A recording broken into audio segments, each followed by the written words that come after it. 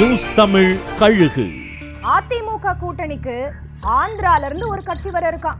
அதுக்கான பேச்சுவார்த்தைகள் சீக்கிரமே ஆரம்பிக்க போகுதாம்.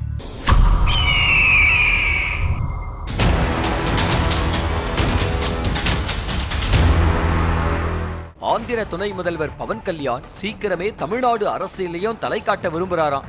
அதோட தொடக்கமா மதிமுக திமுகன்னு மாறி மாறி வலம் வந்த KS ராதாகிருஷ்ணன் ஜனசேனா தலைவர் பவன் கல்யாண சந்திச்சு மாநில தலைவர் பதவி கேட்டிருக்காராம். 2026 சட்டமன்ற தேர்தல்ல பாஜக அதிமுக கூட்டணிக்கு முழு ஆதரவு தர்ற நோக்கத்துல பிளான் பண்ணிட்டு இருக்காங்களாம்.